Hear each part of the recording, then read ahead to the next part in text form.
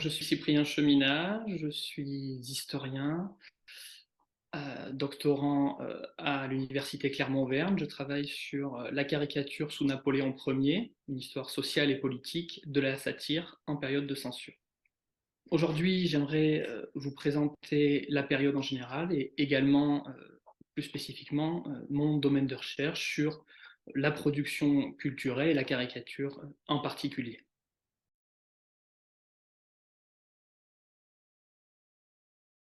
Avant d'aborder la période, il me semble important de faire un point sur la personne qui va être au cœur de notre récit, c'est-à-dire Napoléon Bonaparte, hein, qui naît dans une famille noble, relativement aisée d'Ajaccio, le 15 août 1769.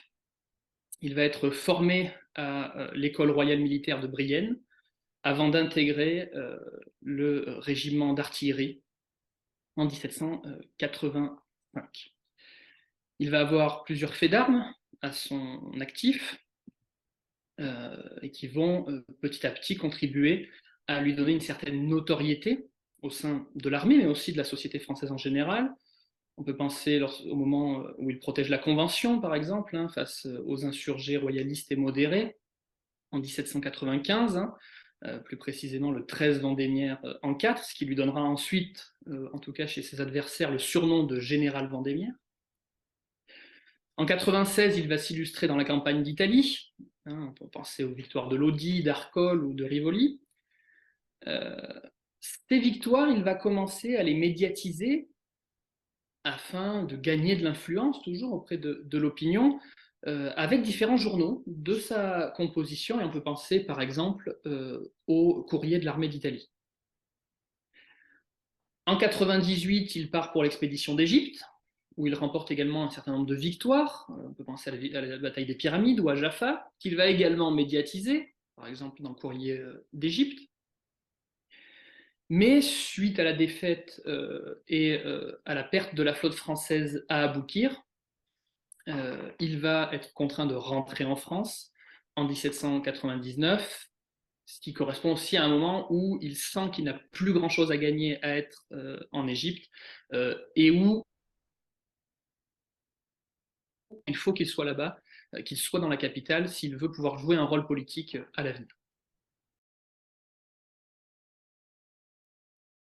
Il faut bien comprendre que la guerre et les incertitudes politiques du Directoire, elles ont favorisé la montée en puissance des militaires et en premier lieu évidemment des généraux. En 99, la France connaît une dépression économique très importante qui fragilise le Directoire, un Directoire qui est également touché par la corruption, donc, ce qui pose encore plus de problèmes en période de soucis économiques. Mais également, elle va être touchée par une crise politique, puisque un certain nombre de députés royalistes vont rentrer au Parlement, ce qui va briser finalement l'harmonie qui existait entre le législatif et l'exécutif, incarné par le Directoire. Et donc, Bonaparte, de retour en France, va s'appuyer à la fois sur ses réseaux politiques et intellectuels, mais aussi sur une partie de l'armée, où il est évidemment très populaire, afin de prendre le pouvoir lors du coup d'État du 18 et 19 Brumaire en 8, ce qui donne dans notre calendrier actuel le 9 et 10 novembre 1799.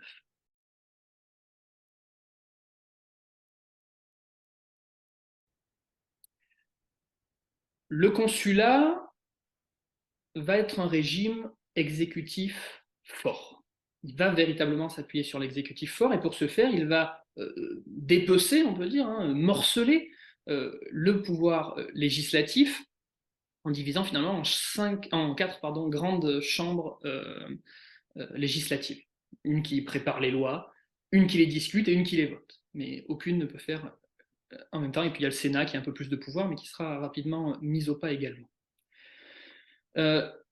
S'il rétablit le suffrage universel, les élections vont être véritablement vidées de leur substance. On ne votera plus pour des représentants, peu importe l'échelle, hein, mais pour une liste finalement d'hommes de confiance dans lequel le régime va pouvoir aller puiser afin de récupérer des hommes pour les placer à certains postes à responsabilité. Le seul moment où le suffrage est véritablement utilisé, c'est pour légitimer le pouvoir lors de ce qu'on appelle des plébiscites, notamment des plébiscites sur les constitutions, afin de donner une assise légitime, déjà une première fois au lendemain du coup d'État, et puis tout au long du consulat, puis de l'Empire. Ces référendums, hein, aujourd'hui avec nos mots actuels on appellerait ça un référendum, sont relativement peu suivis. On a une participation qui est très faible, notamment pour le premier, et on va donc manipuler les chiffres pour faire baisser artificiellement l'abstention, en ajoutant par exemple l'ensemble des corps des militaires dans les personnes ayant voté oui, afin de gonfler un petit peu ces chiffres, par exemple. La mise en place du consulat va aussi s'accompagner d'un affaiblissement des oppositions, royalistes comme républicaines, de gré ou de force.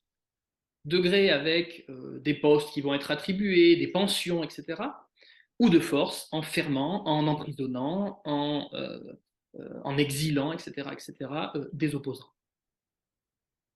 En parallèle de ce musellement de l'opposition, on va avoir un contrôle de plus en plus strict de l'opinion publique et de ce qui peut faire l'opinion, les journaux, etc. On y reviendra. Il faut absolument pour le régime, il ne faut plus aucune opposition, parce que c'est ce qui a créé le désordre par le passé, sous la Révolution, et il faut donc véritablement un pouvoir fort qui ne tolère finalement aucune discussion, aucune remise en cause. Le premier consul au sein de l'exécutif, qui je l'ai dit est très important, a le poste le plus important et celui qui a le plus de pouvoir. Il a une primauté indiscutée et indiscutable. Et ce poids, il va ne faire que grossir, il ne va faire que monter en puissance avec le consulat à vie en 1802 et évidemment la proclamation de l'Empire le décembre 1804.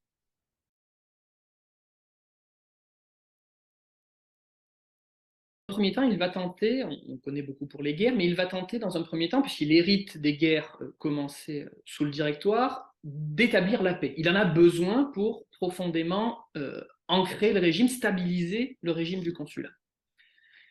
Il hérite donc de la guerre contre la Seconde Coalition, mais suite au retrait de la Russie, qui intègre la Ligue des Neutres, et à la victoire sur l'Autriche, il signe la paix de Lunéville en 1801. Ne reste plus alors que la Grande-Bretagne comme ennemie, et celle-ci va être contrainte finalement de signer la paix en 1802 lors de la paix d'Amiens. Là, on va avoir donc une paix entre 1802 et 1803 qui va favoriser véritablement la mise en place des institutions et la consolidation donc, du consulat.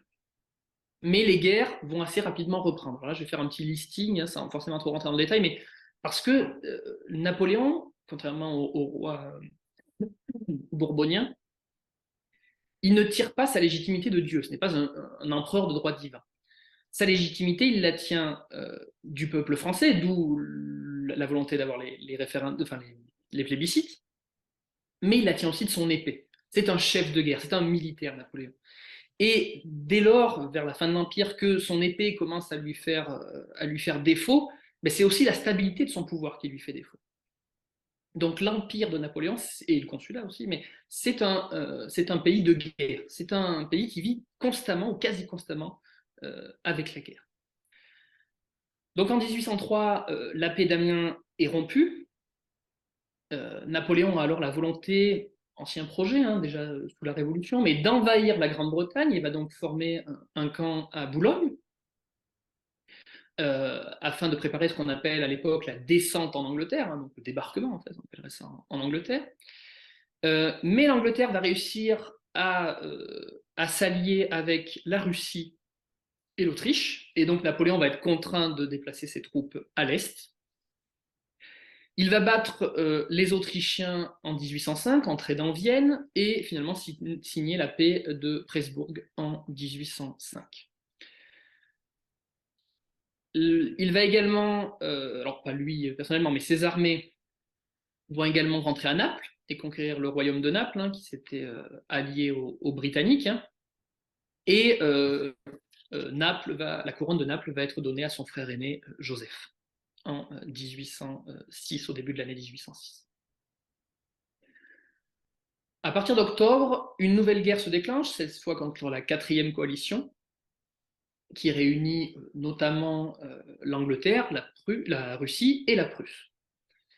La Prusse qui ne supporte pas la mainmise qu'a la France sur les petits États allemands, suite au démantèlement du Saint-Empire romain germanique et finalement l'empereur François II qui va juste apporter ensuite le titre d'empereur d'Autriche et non plus de Saint-Empereur. Et la France, donc, qui va en profiter pour avoir une influence sur ces États allemands avec la création de la Confédération du Rhin. Donc tout cela est insupportable à la Prusse et donc une guerre va s'engager, mais rapidement les Prussiens vont subir un certain nombre de revers, on pense à Iéna par exemple, et l'armée prussienne qui finalement était une armée assez surannée, hein, dont le fonctionnement avait peu évolué depuis Frédéric II, va être complètement balayée. Les Français vont rentrer dans Berlin. Et les Russes, qui étaient censés leur porter secours, finalement, n'arriveront pas à libérer leur allié prussien. Et la paix sera finalement signée à Tilsit en 1807. En 1808, Napoléon est en charge de choisir qui va porter la couronne d'Espagne. Et il choisit son frère Joseph, qui est donc remplacé à Naples par Murat, son beau-frère, et grand général de l'Empire.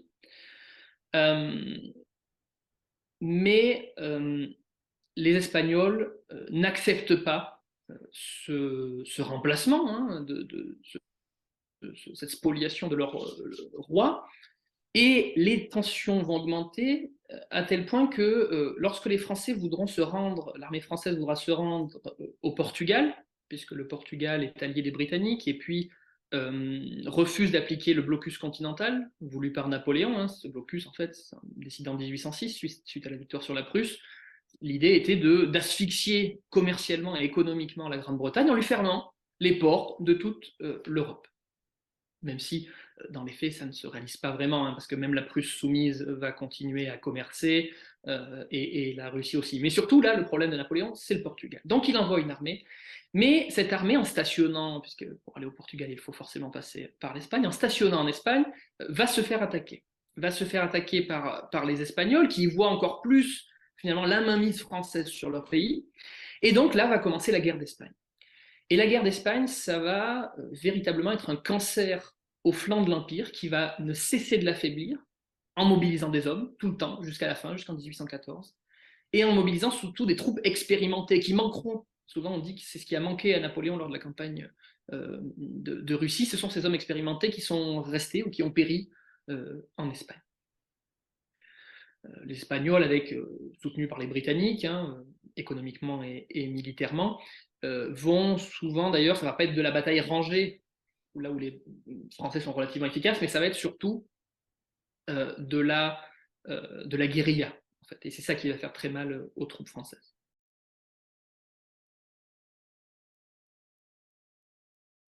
Si Napoléon tente de venir calmer la situation, hein, en Espagne, il est très vite rappelé par une autre guerre, hein, puisque face au premier revers français en Espagne, l'Autriche décide de déclarer la guerre à la France, toujours poussée par les Britanniques, hein, donc c'est la 5e coalition.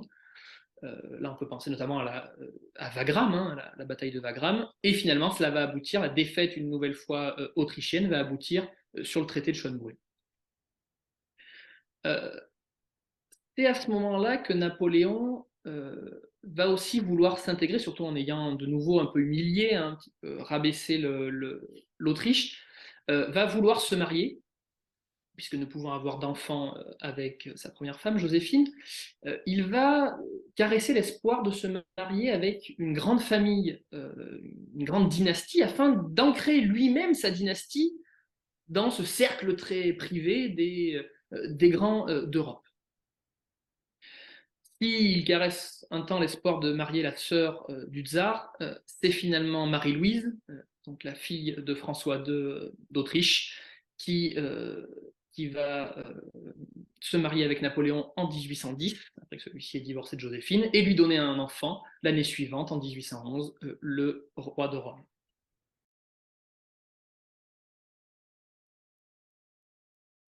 En 1812, Napoléon voit que le blocus continental, puisque l'Angleterre est en guerre continue contre la France, voit que ce blocus continental censé les asphyxier ne fonctionne pas.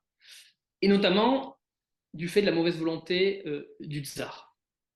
Il va donc décider de déclarer la guerre à ce dernier, à la suite de la montée des tensions, et donc ça va être la campagne de Russie, avec une avancée de l'armée française jusqu'à Moscou, mais finalement la politique de la terre brûlée et le terrible hiver russe auront raison des troupes napoléoniennes, obligeant Napoléon vraiment une retraite où les troupes françaises ne cesseront d'être harcelées par les troupes russes, et puis une retraite qui, au fur et à mesure, va donner de l'espoir, va remobiliser le nationalisme des pays soumis, je pense notamment à la Prusse, mais aussi à l'Autriche, qui vont finalement se retourner contre celui qui les avait soumis auparavant, Napoléon, y compris certains anciens États alliés, je pense à la Bavière, je pense à la Saxe, par exemple, hein.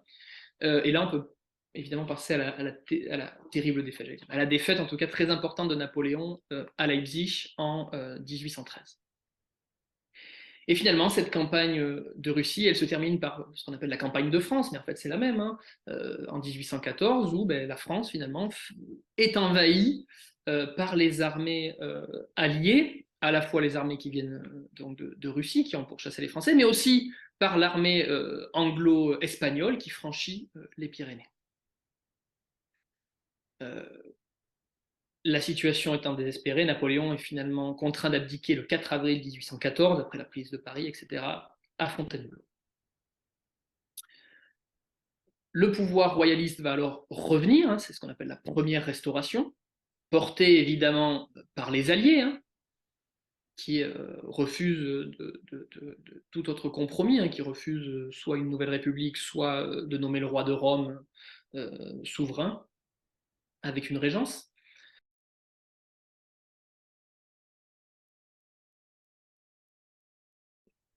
La monarchie qui va tenter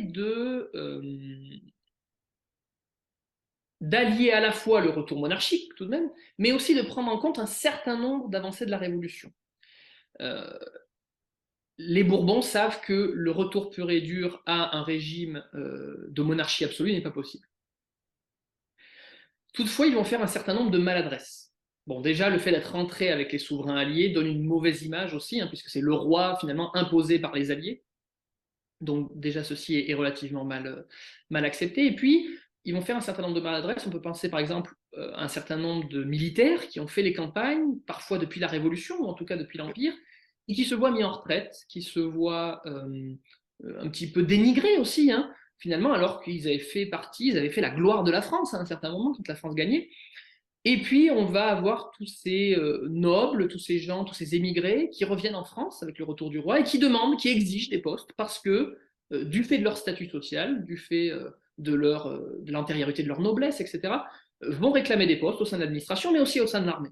Et ils vont parfois les obtenir, y compris des récompenses, etc. Ce qui est souvent très mal vécu parce que ces gens-là n'ont pas forcément une grande expérience militaire, contrairement à ceux qui ont combattu sous la Révolution et l'Empire, si ce n'est les guerres contre-révolutionnaires.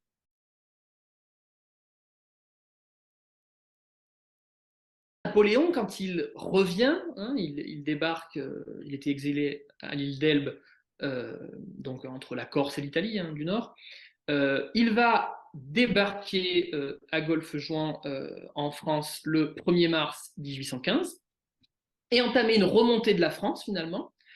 Une remontée que les royalistes tenteront de stopper. Hein. On peut penser au duc d'Angoulême qui était à la tête de l'armée du Midi, mais finalement qui n'y parviendra pas.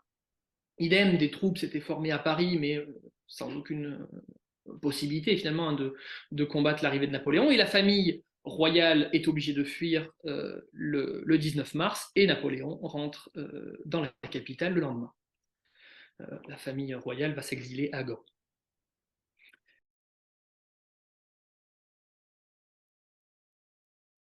essayer de jouer la carte révolutionnaire. Il sait que c'est la carte qu'il doit jouer parce que face à une restauration monarchique, il va essayer de jouer sur les peurs. On va jouer sur les peurs du rétablissement des anciens impôts, de la féodalité. On va aussi évidemment critiquer ces nobles qui reviennent demander des places sans aucune justification. Il va donc essayer de jouer la carte de la libéralité, on pourrait dire, hein, avec notamment l'acte additionnel à la Constitution de l'Empire, hein, qui est adopté le 22 avril 1815, écrite par le libéral Benjamin Constant, et qui va se montrer très libéral, hein, avec des élections qui sont possibles, hein, pour les villes moyennes, ou encore la suppression de la censure et une relative liberté d'expression qui est proclamée. Il abolit l'esclavage, bien qu'il l'ait rétabli lui-même quand il était consul. Mais bon. Voilà. Donc pour aussi essayer de donner des gages un petit peu aux révolutionnaires, à ceux qui ont en horreur finalement plus la monarchie que l'Empire, sans être forcément des partisans de Bonaparte. Cette stratégie, elle va relativement marcher, puisqu'on va avoir la création de ce qu'on appelle des fédérations, en fait, hein, ce sont des gens plutôt républicains, qui vont venir soutenir l'effort de guerre, hein, de Napoléon, lui fournir un certain nombre de troupes.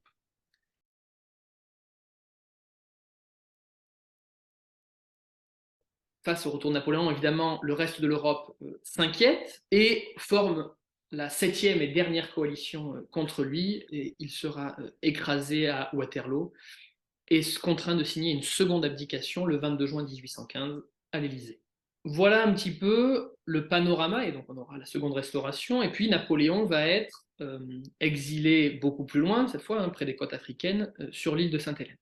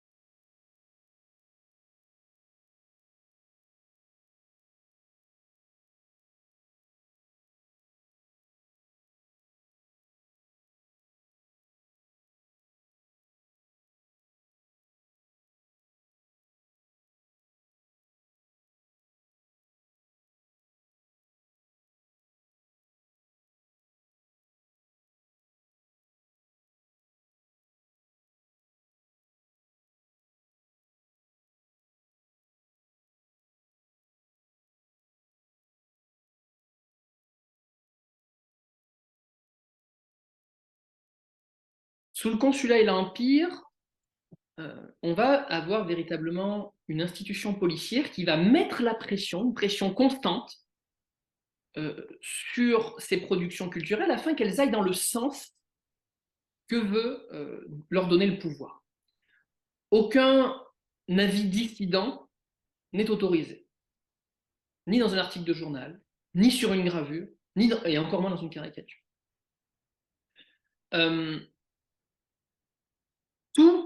Toutes les productions culturelles doivent célébrer le grand homme. Son armée, bien sûr, ses exploits, mais finalement, à travers leur succès à toutes les deux, c'est le grand stratège, le grand Manitou, celui qui est capable de tout gagner, qui est évidemment magnifié.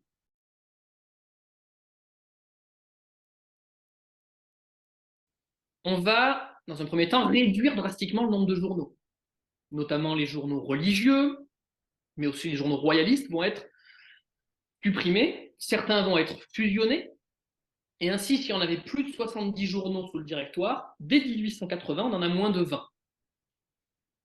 20.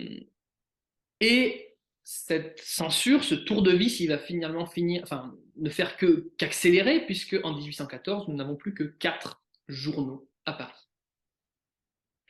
Pour ce qui est de la province, on ne tolère un journal par département. Ce sera le journal du département de l'Aisne, etc. Et parfois, certains départements sont tellement pauvres que nous n'avons pas de journaux.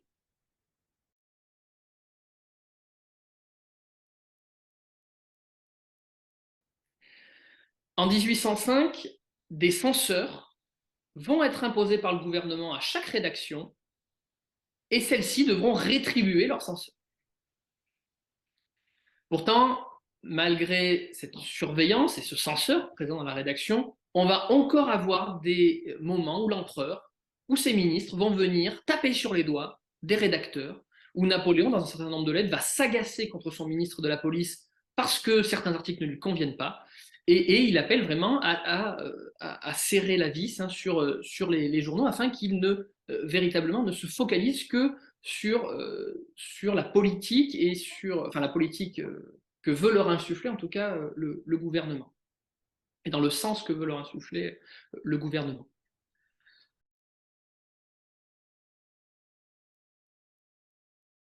Ce qu'on entend par censeur. Si on entend ceux qui surveillent les théâtres, ceux qui vont écouter, ceux qui vont aux devantures des vendeurs des stands pour faire des rapports, juste pour, ben voilà, aujourd'hui on a publié ça, etc.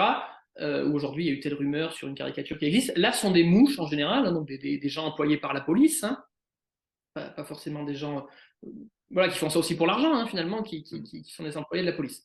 En revanche, si on parle du bureau de l'imprimerie et de la librairie, de la direction générale de la librairie et de l'imprimerie, mise en place en 1810, là on a véritablement des hauts fonctionnaires, souvent qui ont écrit des livres eux-mêmes, hein, puisqu'il faut quand même avoir de la lecture, etc., hein, avoir une certaine culture aussi, hein, pour pouvoir être apte à juger si oui ou non cet ouvrage peut paraître ou pas.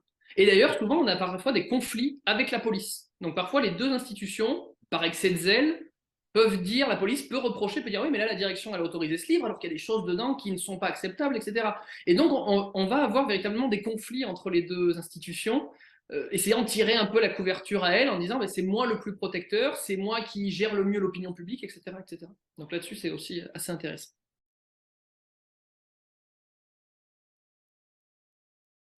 On va avoir évidemment un monument de la propagande, ce sont les bulletins de la Grande Armée, qui sont finalement dans la droite ligne de ce que Bonaparte a déjà fait, je l'ai dit, hein, durant les campagnes d'Italie et d'Égypte avec ses courriers. Ici, ce sont des notices de guerre finalement, hein, qui vont être 100% consacrées à la gloire de la Grande Armée, de ses grandes actions et évidemment du grand homme. Ces bulletins sont rédigés par Napoléon, mais aussi par son état-major, donc toujours très très contrôlé et écrit en haut lieu. Il y a évidemment des mensonges, il y a évidemment des manipulations.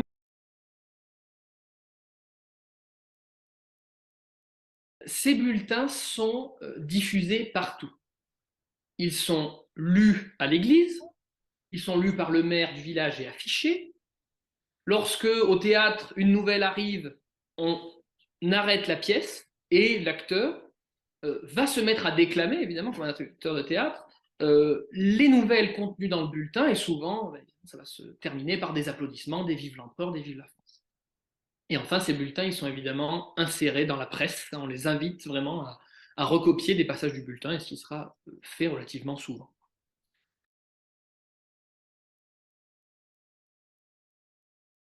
Le théâtre va aussi faire l'objet d'une surveillance étroite par un certain nombre d'agents de police.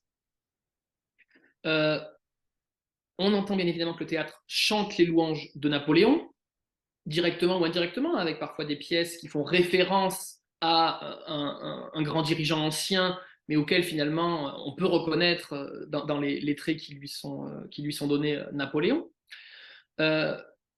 Si on chantait les louanges au théâtre de la Révolution, puisque c'est une tradition ça aussi, ici on ne doit chanter les louanges que de Napoléon, on va même avoir ce qu'on appelle des sosies de Napoléon, c'est-à-dire des gens qui vont véritablement l'incarner aussi, et qui vont évidemment être couverts de gloire et servir à faire l'apologie de l'empereur.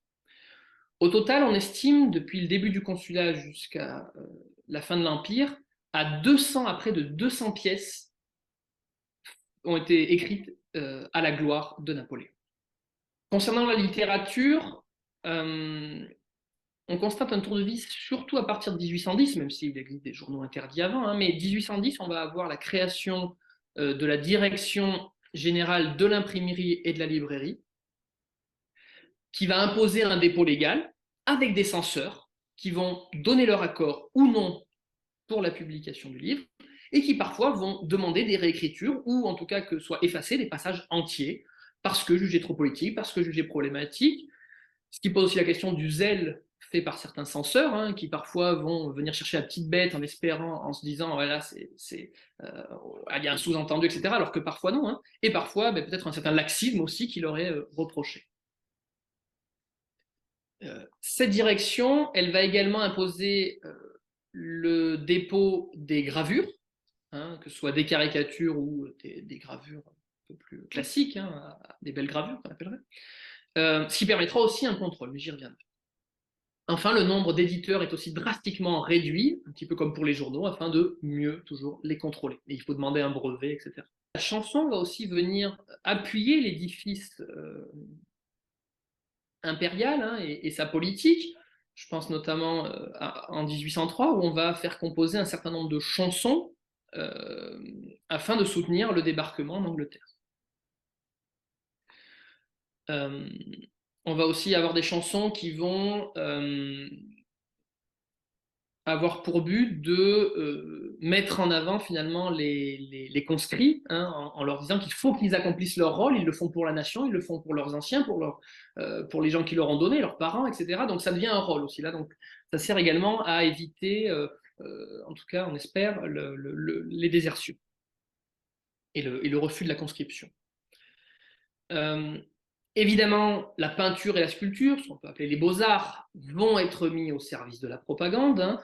On peut citer les grands tableaux de David ou d'Ingres, etc. Hein. On pense au Sacre, par exemple, un grand monument de la propagande. Afin d'orienter les peintres et les sculpteurs et également les graveurs, on va avoir certes les cobandes, hein, mais aussi ce qu'on appelle les salons, hein, ce sont les salons parisiens, qui vont se tenir à date régulière et en fait dans lequel on va donner des thèmes. Voilà, il faut rentrer dans un thème pour pouvoir exposer. Et ces thèmes, en général, ils reprennent des grands moments de la geste impériale. Voilà, des grandes batailles, etc., qu'on veut voir mises en image. Et que, voilà, pour les finances du peintre, eh bien, le gouvernement, si elle la juge bonne, etc., peut acheter pour les musées, pour les palais, etc.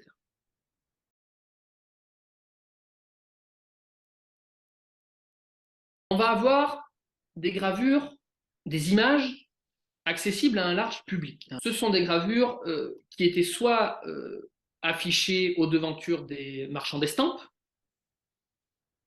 soit vendues par des colporteurs. Le colporteur, il allait se mettre sur un pont, sur une place populeuse, il allait à la foire, il allait parfois dans les campagnes aussi, hein, vendre ses images.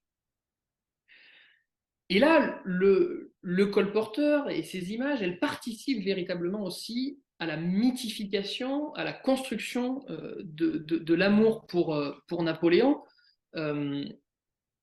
parce qu'on va évidemment montrer des images des batailles, on va diffuser son portrait aussi, hein, ce qui, mine de rien, est important aussi pour marquer l'esprit des gens à une époque où, il faut bien le comprendre, on n'est pas inondé d'images comme aujourd'hui. Les images sont peut-être encore plus frappantes dans la mesure où, contrairement à aujourd'hui, on consomme de l'image, là c'est beaucoup moins vrai à cette époque.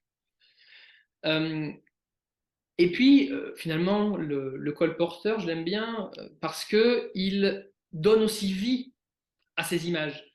Parce que pour les vendre, puisque c'est son objectif, hein, n'oublions pas, ne perdons pas de vue que ces images, elles ont un objectif financier, il faut les vendre si on veut gagner sa croûte. Eh bien, on va aussi avoir les boniments qui vont raconter l'histoire, qui vont essayer de vendre un peu de gloire nationale finalement, et espérer vendre une gravure derrière cela. Puis parfois peut-être à tordre la réalité, hein, en fonction de l'imaginaire du colporteur et de sa capacité à fabuler. Mais, et c'est Lamartine qui en parle, hein, qui est jeune dans son village, et qui se souvient, voilà, de ces minutes de gloire avec ces gravures de Napoléon à telle bataille, de Kléber, etc. etc. Mais ces gravures-là aussi, elles sont étroitement surveillées. Parce que, comme je viens de le montrer, elles ont un public peut-être même plus large que les Beaux-Arts, puisque les Beaux-Arts, il faut rentrer au musée, même si bon, le Louvre, le musée Napoléon, a quelques facilités, notamment la gratuité certains jours, etc. Mais, ou être dans les palais, mais donc là, faire partie plutôt de la haute société, mais elles imprègnent moins que ces petites images, finalement, qui circulent vite, qui sont vite reproduites, etc., etc. L'importance, finalement, des gravures, et même des gravures satiriques, peut-être en particulier, on la lit aussi chez certains hauts dignitaires de l'Empire, hein.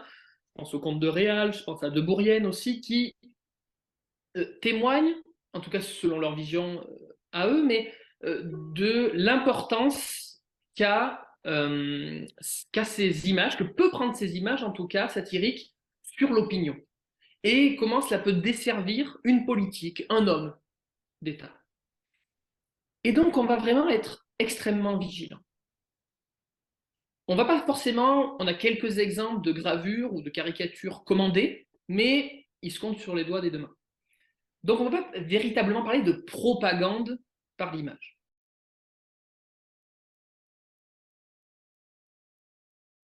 On note à quel point la police est suspicieuse. Même sur le simple bruit, quelqu'un a dit dans une tabagie, dans une taverne, qu'il avait vu une caricature sur l'empereur, on va immédiatement ouvrir une enquête, on va immédiatement le noter dans le bulletin de police qu'on va envoyer l'empereur et qui sera lu également par le chef de la police. Et quand bien même souvent on fait une enquête derrière, et assez souvent c'est qu'un bruit. Alors, ce qui veut dire soit que la personne ne veut vraiment pas dire où ça se trouve et préfère se couvrir en disant non, non, mais j'ai dit ça, je l'ai inventé, mais ça montre quand même aussi que le pouvoir de la caricature, c'est-à-dire que même quand elle n'existe pas, même sur le simple bruit d'une caricature, on va ouvrir une enquête. Et on va interroger la personne qui a dit l'avoir vu. Ou qui a dit qu'on lui avait dit qu'on l'avait vu. Donc c'est encore plus. Voilà. Donc ça montre ça aussi. Et puis, pour ce qui est de la gravure un peu plus classique, pas de la gravure satirique, on voit qu'on a une attention aussi particulière, autant si ce n'est même plus, aux gravures sur l'ancienne dynastie régnante. Les gravures de Louis XVI, de sa famille, des Bourbons en général, sont aussi extrêmement contrôlées. Et là, dans les bulletins de police, quand on les fouille, on en trouve un peu plus. À mon avis, c'est parce que, comme la loi n'est pas claire sur ce qu'on a le droit de faire ou non, autant une caricature contre Napoléon, je pense que quelqu'un qui tient à sa vie, en tout cas qui ne veut pas avoir d'ennui ni financier ni peut-être judiciaire, ne produira pas de caricature à l'encontre le régime. Mais certains voulant surfer aussi un peu, puisque je le rappelle, c'est un commerce sur une demande, parce qu'il y a une demande des gravures. On est nostalgique aussi à ce moment-là de l'ancienne dynastie. On va en avoir des productions. Partout d'ailleurs, hein, partout en Europe, et donc même dans les pays, dans les pays qui vont être annexés après à l'Empire, hein, je pense aux Pays-Bas, je pense aussi à l'Italie du Nord, on va aussi trouver des gravures, et donc on va aussi arrêter des gens parce qu'ils diffusent des colporteurs, des vendeurs d'estampes, des imprimeurs, etc., parce qu'ils diffusent des portraits, des gravures de la famille royale. Et il va se passer la même chose sur le pape. Vous savez que Napoléon, à la fin de l'Empire, va emprisonner le pape et envahir ses États. Et bien là aussi, on va interdire, surtout en Italie, c'est surtout là où en tout cas les bulletins en parlent le plus, les gravures à la gloire du pape, à la gloire de la religion aussi, parce que souvent on met le pape dans ces gravures-là. On va avoir aussi une surveillance, une destruction de toutes ces gravures. Voilà.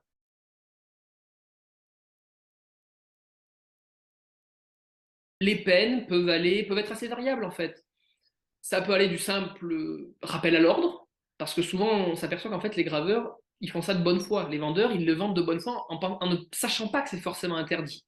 Ou alors ils feignent en tout cas le fait de ne pas le savoir, mais je ne pense pas que, comme les règles ne sont pas hyper claires, que pour eux, ils ont le droit de mettre une gravure de quelqu'un qui est mort sous la Révolution. Euh, donc ça peut aller du simple rappel à l'ordre, la destruction évidemment de la marchandise, donc ce qui est quand même un manque à gagner aussi, hein. La destruction du cuivre, hein, donc ce qui sert en fait à marquer l'estampe, hein, ce qui sert de modèle.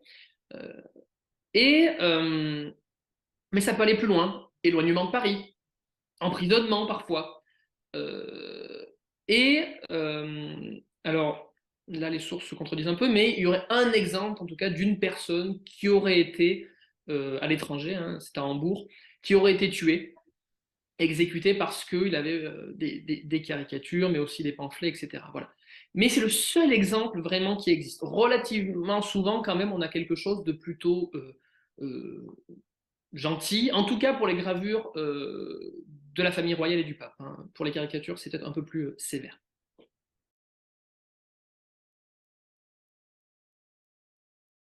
Finalement, toute cette pression qui est mise, elle va permettre aussi d'avoir des gravures qui vont dans le sens du gouvernement, qui vont porter, qui vont accompagner sa politique.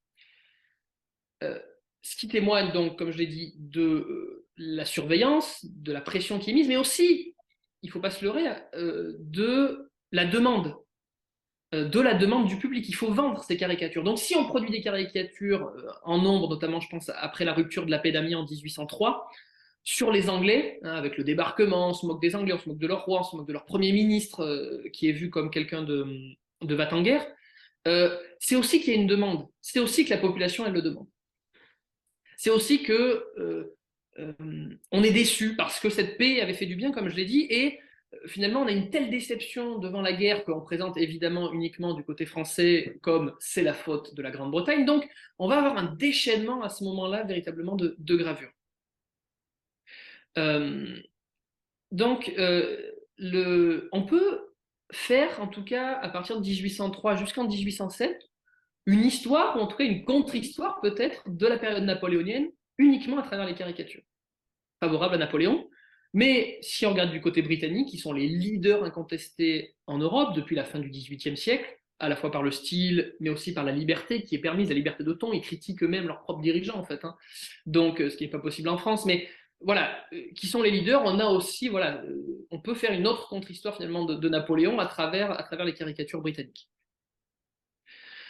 Mais comme je l'ai dit, en 1807, ça s'arrête. Ça s'arrête après la campagne de Prusse et puis le traité de Tilsit. Sans doute d'ailleurs pour ne pas froisser peut-être le tsar, hein, juste après la paix, ou au moment où il y a les négociations pour la paix, on a un ordre du préfet de police qui demande de supprimer toutes les caricatures que l'on expose à Paris sur le tsar et sur la Prusse. Parce que, voilà, on est dans les négociations, peut-être qu'il faut faire retomber un peu la pression, ne pas froisser Alexandre, donc voilà, on a cette suppression. Et à partir de ce moment-là, on n'aura que mais vraiment des résidus de caricatures sur les quelques années suivantes. Par quoi ça peut s'expliquer? Sans doute par le fait qu'à partir de 1807, on entre dans un impérialisme plus autoritaire, un impérialisme plus agressif, qui ne prend pas le temps de rallier les Français, comme c'était le cas avant, à la politique qui est menée, notamment aux frontières.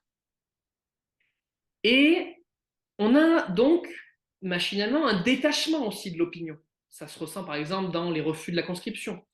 Et donc, puisque on a un détachement, on a aussi une baisse finalement de la demande, et donc aussi, vous voyez, c'est aussi un mécanisme. Et puis peut-être aussi un tour de vis, tout simplement, on l'a vu en 1810 avec le dépôt, voilà, un tour de vis au niveau de la censure, au niveau de, on a même peur de faire des choses parce que, voilà, de peur de peut-être de se faire taper sur les doigts. Donc, on va vraiment avoir une extinction, pas totale, mais quasi totale à partir de 1807 et totale à partir de 1809.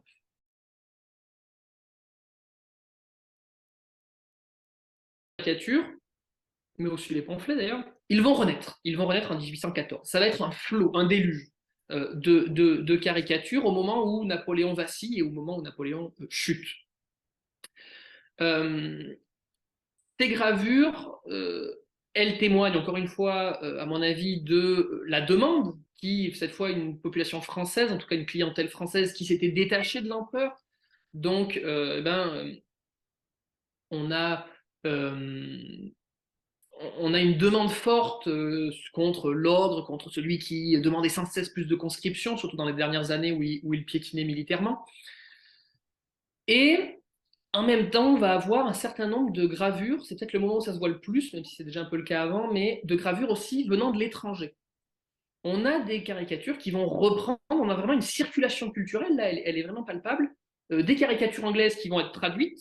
Alors là, sans doute à l'initiative de l'éditeur anglais qui sans doute a voulu les vendre, ou en tout cas peut-être à des fins de propagande aussi peut-être, mais avec un français parfois, des traductions parfois un peu moyennes, mais en tout cas voilà, le dessin est le même, mais toute la légende est en français. Et puis des modèles allemands, parce que la caricature allemande va naître en 1813-1814, hein, lors du réveil, hein, et qui va porter aussi ce réveil nationaliste allemand. et qui va aussi pénétrer la France, hein, et on va trouver des traductions, alors sans doute là plutôt françaises, mais de caricatures allemandes, et des adaptations de caricatures allemandes. Donc on voit aussi que c'est un moment de transfert culturel assez important. Donc 1814, grand moment de production anti-napoléonien. Euh, et puis, mais même une fois chuté, et même peut-être encore plus une fois que la chute est établie, hein, puisque ben, on a les mains libres finalement, et puis peut-être qu'on considère aussi qu'on sert le nouveau régime. Donc voilà, on va avoir une relative liberté, donc Napoléon va être largement attaqué. Et puis, on va changer d'ennemi, évidemment, quand Napoléon revient au pouvoir. On va taper cette fois sur les royalistes, les Bourbons, mais aussi les émigrés, ceux qui viennent, comme je l'ai dit tout à l'heure, réclamer des places. Hein, voilà, ces vieux émigrés souvent. Hein, et on a beaucoup de caricatures là-dessus, avec le personnage notamment de Monsieur de la Jaubardière, qui va être un personnage, voilà, euh, un archétype de ce vieil émigré qui vient réclamer des postes, des places, parce que voilà, il est d'une autre lignée, etc. Euh, et à ce moment-là, donc, on va avoir oui, effectivement un renversement un petit peu ouais, des sujets de caricature. Et ce renversement, il aura lieu une nouvelle fois à la seconde abdication de Napoléon, voilà, avec notamment, on l'accuse notamment d'avoir fui Waterloo, et puis évidemment, on va se moquer de son exil à l'île de Sainte-Hélène.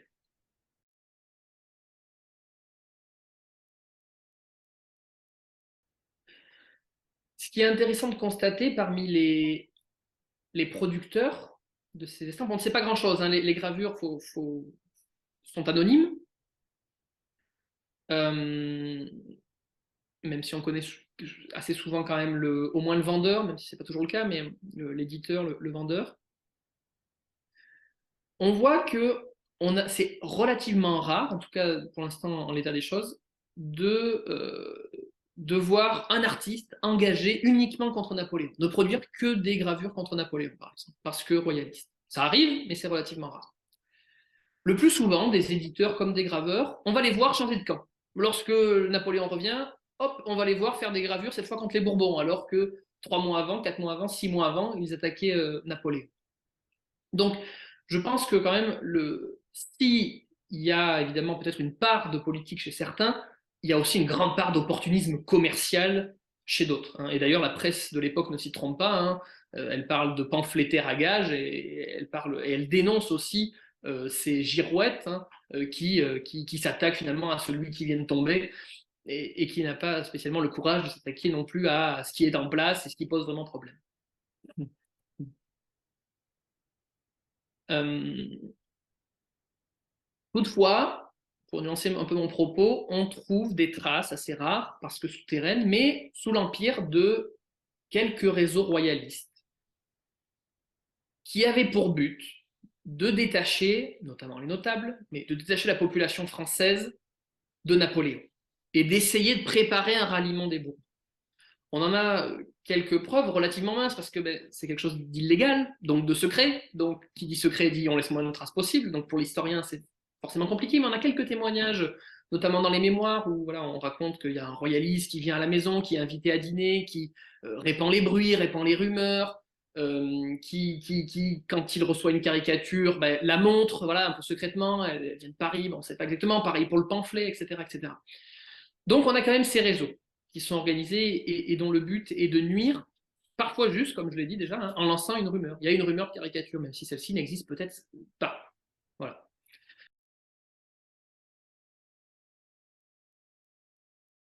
Finalement, la caricature, elle participe quand même à la formation, il me semble, de l'opinion, et elle a, comment dirais-je, un poids qui est certain et que les contemporains connaissent.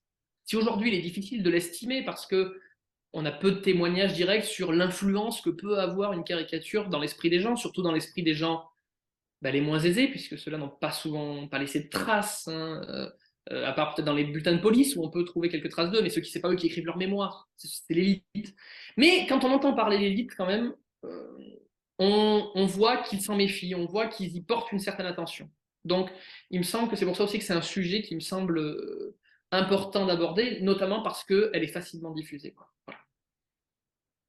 Et un dernier petit mot peut-être sur le fait qu'elle soit accessible. J'ai dit qu'elle était accessible affichées aux boutiques des marchands d'estampes. Donc on a plein de gravures qui montrent des badauds, des gens qui vont regarder les caricatures, on a des témoignages des gens qui disent qu'ils y passent des heures, etc.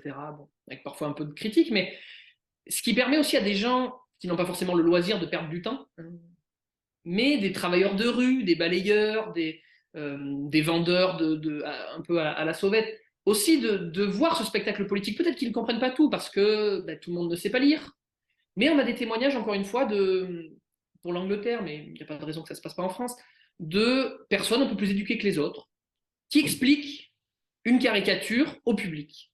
Peut-être parce qu'il sait la lire, peut-être parce qu'il a compris les codes, puisque la caricature utilise aussi des codes culturels notamment qu'il faut, quand on fait référence à un tableau, il faut connaître le tableau, sinon la référence elle ne marche pas. Quand on utilise une allégorie, il faut comprendre que c'est une allégorie, il faut savoir ce que c'est qu'une allégorie, il faut savoir de quoi c'est l'allégorie pour pouvoir comprendre et apprécier la gravure. Mais, et puis, bon, le colporteur qui les affiche également pour les vendre et qui donc permet également on l'écoute gratis finalement, le colporteur raconter son histoire, on regarde ces images gratis. Mais, alors, il y a tout un panel de gravures, donc certaines sont très chères, plutôt pour une bonne bourgeoisie, mais les caricatures, vous en avez une derrière moi, c'est des papiers qui se vendent à 1 franc. Alors 1 franc, c'est pas excessif. 1 franc, on estime qu'un ouvrier à l'aise, il gagne à Paris 3 ou 4 francs par jour. Alors, du coup, 1 franc, ça peut sembler beaucoup, sachant qu'en plus à cette époque-là, on ne peut pas économiser, il n'y a pas de banque, et puis il faut se nourrir, on se nourrit au jour le jour, on se loge quasiment au jour le jour. Donc, c'est pas à la portée des plus faibles, mais du moment qu'on est dans la petite bourgeoisie, c'est pas quelque chose d'inatteignable, contrairement à certaines très belles gravures qui là sont complètement inaccessibles, notamment des gravures de tableaux, de Rembrandt, etc., qui sont là complètement inaccessibles. Mais donc c'est aussi sa force en fait de la caricature, c'est d'être quelque chose qui se diffuse facilement et qui est abordable, relativement abordable en tout cas pour les gens. Voilà. Et qui participe à la formation d'une culture politique aussi chez les Français, quand bien même à cette époque-là, on l'a vu, on ne leur demande pas souvent leur avis, mais ça participe quand même à la formation d'une opinion, en tout cas sur les questions internationales, et en 1814-1815 sur ce qui se passe à la tête de l'État. Voilà. Parce qu'on joue sur les peurs, parce qu'on va grossir le trait, etc. etc.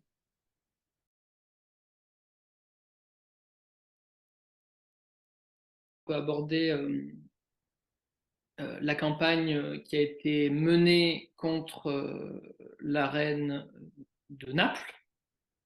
La reine de Prusse fera les frais la même année, en 1806, d'une autre campagne de dénigrement, parce que les femmes, dès qu'elles rentrent dans le champ politique, elles sont immédiatement vilipendées. Ça a hérité de la Révolution aussi, on peut penser à Marie-Antoinette, bien sûr. Mais voilà, lorsqu'elles exercent, ou semblent exercer, en tout cas selon la propagande, un rôle politique, un rôle dans la reprise d'une guerre notamment, bien sûr, on va tout de suite mettre ça en avant, ce qui permet aussi de dissimuler le potentiel rôle de la France et les provocations françaises. Et ainsi, on a des gravures un certain nombre de gravures de la reine de Naples où on la représente, je pense notamment à une, où on enlève, où en fait on montre quelle est la traîtrise en fait. Elle représente la trahison. Donc elle est attaquée dans une caricature qui se nomme Le trône de Naples renversé par l'armée française, où on voit des soldats français littéralement pousser un trône, renverser un trône duquel chute euh, euh, Ferdinand IV de Naples et sa femme Marie-Caroline. Marie-Caroline qui est d'ailleurs une sœur de Marie-Antoinette, donc il y a véritablement la France en horreur et qui effectivement, là pour le coup, la propagande ne tape pas forcément faux, puisque c'est véritablement elle qui impose quand même ses vues politiques à son mari et qui a véritablement la France en horreur, donc dès qu'elle peut, elle fait participer à la coalition le royaume des deux Siciles. Eh bien, on va la représenter en train de dominer son mari, puisque on part du principe que si elle lui impose ses choix politiques, c'est un mari soumis. Et donc, on va lui faire porter la culotte, par exemple, à elle, alors que lui va porter les jupons de sa femme. Pareil, sur cette caricature, elle le tient par une bride. Donc, littéralement, elle le tient comme un cheval, donc c'est son animal. Lui-même, il a les yeux bandés, si l'on regarde, et en fait, c'est un symbole d'erreur, en fait, il est dans l'erreur. Et cette erreur, d'ailleurs, elle se voit puisque son sceptre se brise, donc perte finalement de de son pouvoir, et l'aigle napoléonien lui pique sa couronne, donc symbole de sa destitution, hein, en tout cas du royaume de Naples. La reine, elle est représentée en méduse, hein, en médusa, hein, c'est-à-dire avec les serpents, le serpent dans les cheveux, et puis elle tient même à bout de bras un serpent qui est le symbole de son hypocrisie, en fait, finalement. Et en haut, à gauche de la gravure, on voit un personnage allégorique cette fois, qui représente le temps, hein, qui est Chronos. Hein. Donc là, on reprend l'allégorie, les allégories classiques, et qui tient dans sa main le livre du destin, hein, de 1806, et qui éclaire finalement d'un rayon vers le couple royal napolitain. Et sur cet éclair est marqué « Elle a cessé de régner ». Et en fait, ces mots, ce sont les mots de Napoléon. Ce sont les mots d'un des grands bulletins, quand il annonce. Donc ça montre aussi, vous voyez, la perméabilité entre les vecteurs de la propagande napoléonienne. C'est que, voilà, on va reprendre parfois dans une légende, bon ici, là c'est plutôt dans le texte, mais, enfin dans la gravure directement, mais les mots de Napoléon. On va reprendre des expressions, des passages, etc. etc. Et c'est notamment beaucoup le cas dans la campagne de dénigrement contre la reine de Naples. Et donc voilà, elle a cessé de régner. Sauf que cette fois, ce n'est plus Napoléon qui le dit, c'est Chronos, donc le temps, le destin en fait. Donc peut-être aussi c'est une volonté de marquer le fait que ce que décide Napoléon finalement, ben, ça sera le destin qui va vous arriver, donc montrer son poids aussi, quasi divin finalement. Ou alors, ça peut être aussi interprété comme une volonté de dédouaner finalement Napoléon, c'est-à-dire sa chute n'est pas la volonté d'un empereur tout-puissant, mais du destin. Elle était destinée à chuter et à perdre le pouvoir avec son époux. Voilà. Et ajoutons là-dessus qu'on a aussi une glorification des soldats français, hein, et c'est souvent le cas dans les caricatures. On a des soldats très bien dessinés, souvent assez virils, avec soit la barbe, soit la moustache, qui sont des symboles de virilité militaire à ce moment-là, et on a souvent un grand soin apporté aux costumes militaires. D'ailleurs, les éditeurs de caricatures vendent aussi souvent des gravures militaires à la gloire des différentes troupes de l'Empire. Et donc, voilà, ça participe, vous voyez, finalement aussi, d'un côté au dénigrement, au dénigrement politique d'un ennemi, afin de rallier la France, mais aussi à la gloire, souvent des soldats de Napoléon, quelquefois, mais c'est relativement rare dans les caricatures, même si cela arrive, de Napoléon lui-même. Et à côté donc, de ces caricatures, on va avoir des gravures à la gloire de Napoléon, à la gloire de ses actions.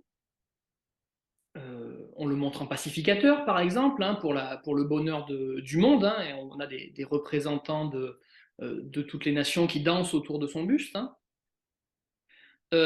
Et on va également saluer son action en faveur de la religion, hein, puisqu'il va signer le concordat avec le pape. Et à cette occasion, hein, donc il va normaliser les relations avec l'Église, hein, notamment, et réaffirmer le gallicanisme français. On va avoir, pareil, beaucoup de gravures à la gloire de Napoléon, où on le voit restaurant la religion. Donc finalement, un petit peu en sauveur de la religion, qui permet à la religion d'exister à nouveau en France. Donc là, on a quelque chose de souvent assez allégorique, hein. Mais voilà, on a ici encore, voilà, on loue la politique concrète de Napoléon, pas seulement ses faits d'armes, mais aussi ses politiques concrètes. Voilà. Et notamment quand elle touche un petit peu tous les Français, comme c'est le cas pour la religion.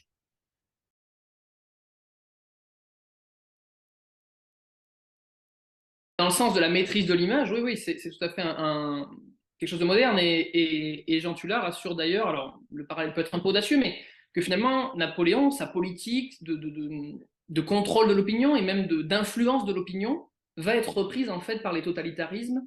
On peut penser à Hitler, on peut penser à Staline, qui vont être aussi dans la construction d'une figure centrale qui représente le pouvoir. Voilà. Et là-dessus, effectivement, il n'a pas complètement tort, avec un récit, avec des images fortes, etc. Voilà. Et donc, effectivement, là-dessus, Napoléon est peut-être un peu en avance, politiquement, en tout cas, une vision d'avance, effectivement, bien qu'il hérite, encore une fois, d'une tradition républicaine qui aussi a voulu, au moment de la Révolution, recréer un imaginaire en détruisant celui de l'ancienne dynastie. On va vouloir recréer un nouvel imaginaire mental pour les gens, voilà, avec certaines figures qui vont représenter la République. Voilà. On peut penser à la liberté avec son bonnet phrygien, qui n'est pas encore Marianne, mais qui est un petit peu un avant-goût de ce que donnera Marianne plus tard, ou encore Hercule aussi, hein, qui personnalise souvent le régime républicain.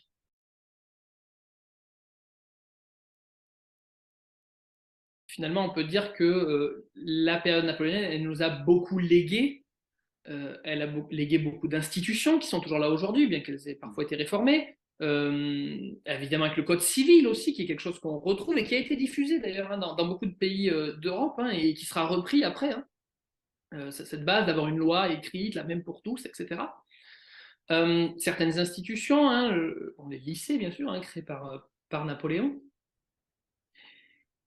Et puis plus largement, hein, comme je l'ai dit, oui, cette culture un petit peu de l'image, mais même plus largement peut-être du récit à créer autour d'un pouvoir. Ça va être repris tout au long du 19e siècle. Ça va être repris aussi, évidemment, au 20e avec le culte dans les régimes totalitaires. Et puis, voilà, on a un point noté donc, que Napoléon a forcément marqué notre histoire, et ce qui en fait aujourd'hui un personnage majeur, hein, de par les grandes victoires qu'il a remportées, et puis de par le mémorial de Sainte-Hélène, qui en a fait finalement une figure qui a beaucoup plu aux romantiques, et une figure qui finalement est aujourd'hui quasiment aimée dans l'Europe entière. Constitution, vous trouvez tout plein d'Anglais qui veulent absolument être des soldats français pour pouvoir créer Vive l'Empereur. Donc on est, alors certes, l'époque a évolué, mais ça montre aussi quand même le pouvoir de cet ennemi juré de la Grande-Bretagne à réussir à retourner avec le temps et surtout avec son mémorial. Voilà.